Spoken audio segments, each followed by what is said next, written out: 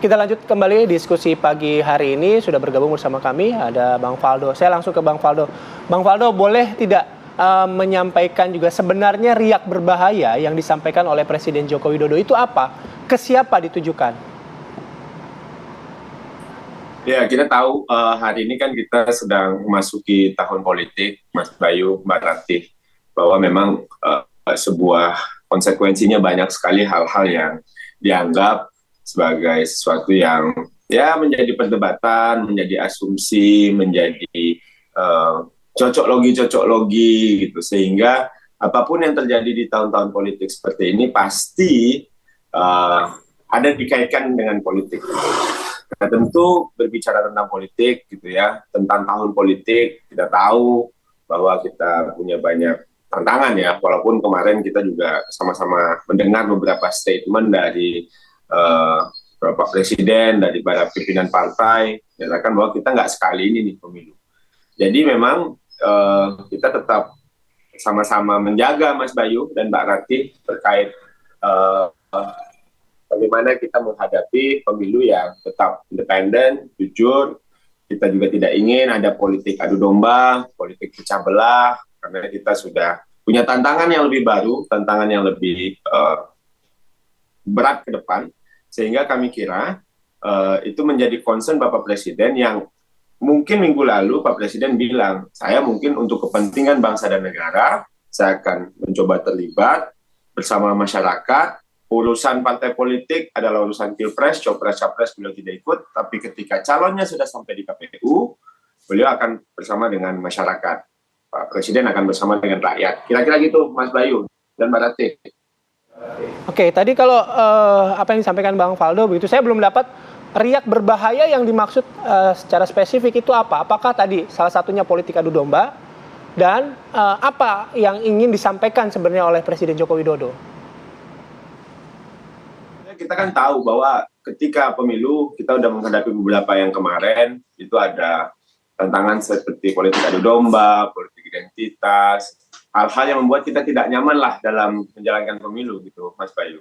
Dan tentu itu berbahaya ya. Saya kira itu bukan sesuatu yang bisa dianggap isapan jempol semata ketika kita melihat bagaimana polarisasi terjadi.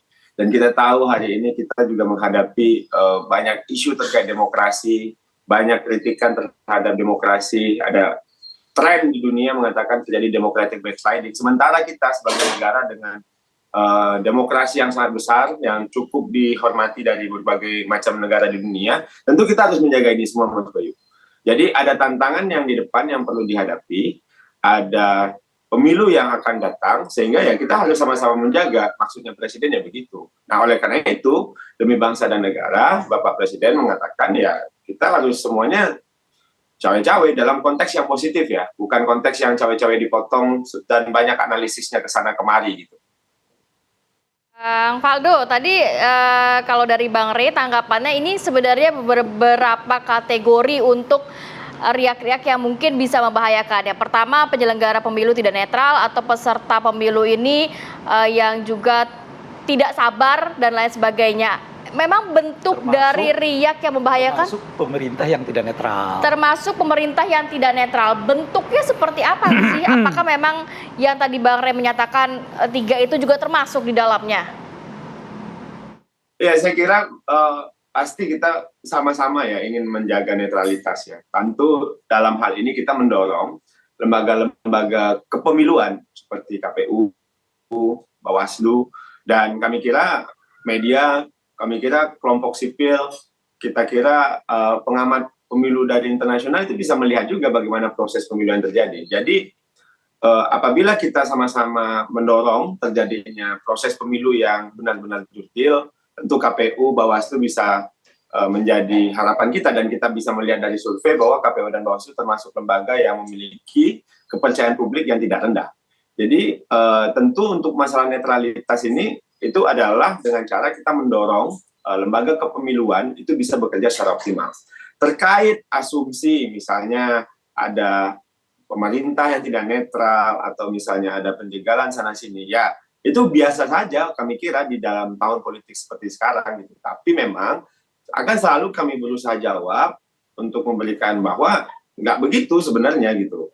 ada yang kemarin Haji Deni misalnya mengirimkan surat berseri-seri gitu untuk mengingatkan. Kami kira pengingatan ya nggak masalah kok, ya. Namanya juga kita mengingatkan gitu ya, tolong pemerintah memastikan itu nggak masalah gitu. Ketoh kita negara yang demokrasi, kebebasan berbicara itu diakomodir di Republik ini dan itu sesuai konstitusi gitu. Nah makanya dalam hal itu ya kita sama-sama menjaga. Pak Rey sebagai kelompok yang juga selalu kritis gitu, civil society dan juga media, KPU, Bawaslu ya kita dorong bekerja secara optimal, Mbak Rati dan Mas Bayu gitu. Karena ini nggak bisa dielakkan gitu. Mau kita bilang bahwa setiap kejadian yang ada itu pasti akan memberikan telaahan politik dan itu dampak politik gitu. Jadi ya ini adalah tahun di mana ya mungkin riak-riak itu bisa muncul gitu. Ya dengan segala perdebatan dan dinamika yang ada, mau nggak mau ya kita harus hadapi itu. Tapi sebagai sebuah bangsa, sebagai sebuah negara, tentu kita sama-sama menjaga perdebatan-perdebatan. Kami kira nggak masalah lah. Maksudnya itu biasa aja di negara demokrasi dan justru lebih bagus ya. Apalagi dengan ada substansi yang dibawa oleh masing-masing partai politik, masing-masing kandidat, atau bahkan pemerintah yang menjawab apa yang menjadi keresahan pada calon nantinya gitu. Kira-kira begitu, Pak Rati. Mas Bayu. Langsung ke Bang Rey. Kalau dari 3 kategori tadi Bang Rey sampaikan, yang 2 penyelenggara pemilu dan pemerintah tadi sudah dijawab oleh Bang Faldo begitu ya. Dan apa yang disampaikan oleh Bang Faldo rupanya kan mengerucut pada Ngujinya kan sebenarnya sederhana, Bung. Iya. Nguji itu sebenarnya sederhana. Gimana? Seperti apa, Bang? Bisa nggak Bawaslu memeriksa langkah yang dilakukan oleh Presiden kemarin?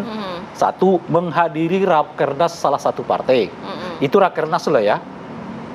Okay. Itu internal banget di urusan partai gitu.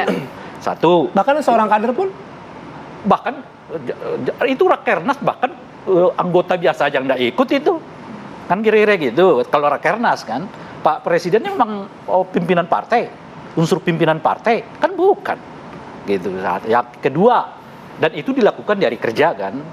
Nah yang kedua adalah Pak Presiden membuat simbol yang menggambarkan salah satu simbol partai. Yang ketiga, menyatakan pernyataan kalau mau ingin pemimpin yang berani, itu ada orangnya namanya ini. Nah, kita nggak usah sebutkan namanya, kita semua udah tahu kan. Itu tolong deh diperiksa oleh Bawaslu untuk menguji yang 2 hal ini gitu loh. Okay. Apakah Bawaslunya itu independen? Apakah presidennya itu tidak bisa netral? Nah, netral di sini bukan tidak berpihak. Ya, harus kita ingat itu loh ya. Netral itu artinya nggak menggunakan semua perangkat kekuasaan dan kewenangan yang ada pada dirinya untuk memenangkan salah satu kandidat yang ia inginkan. Sebab ada masanya Presiden itu menunjukkan dukungan. Kapan itu dukungan? Nanti diatur di dalam Undang-Undang Pemilu. Oke, Bang Rey. Di mana Presiden diperbolehkan ikut kampanye. Oke, apa yang disampaikan dengan syarat 1, 2, 3. Bang Rey, oke, gitu, sorry. Tadi yang kira-kira. disampaikan itu kan challenge ke Bawaslu gitu. Tapi kalau dengar dari apa yang disampaikan oleh Bang Faldo, riak yang berbahaya yang kita bahas dari awal itu kan mengerucut pada tadi satu politik identitas, politik adu domba. Masih relevan nggak dengan apa yang Ya, itu yang saya sebut tadi yang faktor ketiga. Ya, peserta pemilu yang tidak sabaran. Tidak sabaran dalam artian tidak apa sabar, tidak patuh hukum. Ya kan, kemudian menggunakan politik hitam atau yang disebut dengan kampanye hitam ya. Kampanye hitam itu termasuk hoax di dalamnya. Ya, oke. Jadi menyampaikan sesuatu yang ada fakta, nggak ada data. Nah, ini memang bisa membuat pemilu kita menjadi itu tadi kan punya riak-riak gitu. Dan konteks itulah ya, kalau maksud pemerintah mau melakukan itu, ya kan meredam itu bagus.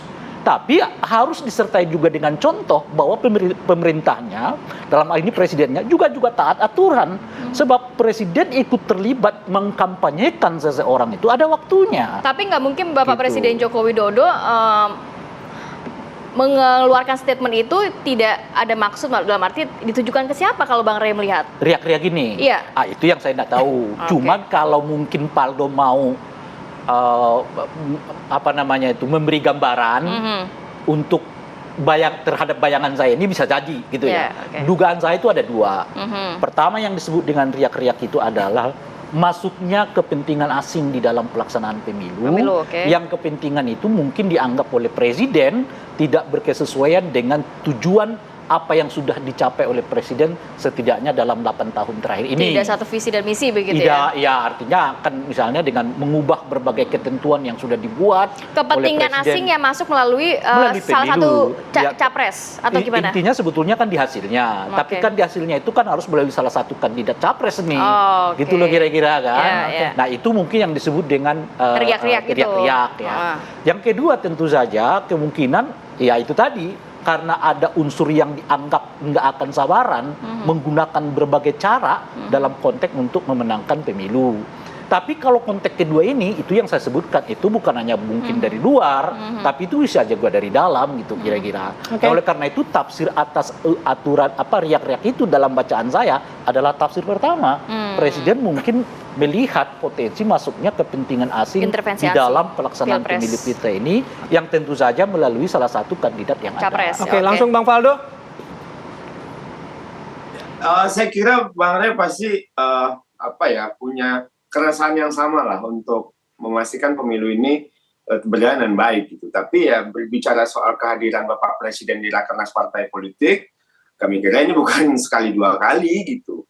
Dan mungkin ada kejadian di Partai Golkar, di Partai PAN, Pak Presiden hadir, ya ada yang ngasih sambutan, ya kan? Ada yang sampai selesai di Rakernas Partai Golkar lumayan lama loh Pak Rey gitu. Tapi ya memang mungkin karena Bapak Presiden adalah kader Partai PDI Perjuangan, itu menjadi catatan yang mungkin bisa dikritisi oleh banyak pihak ya. Kami kira itu nggak masalah. Gitu.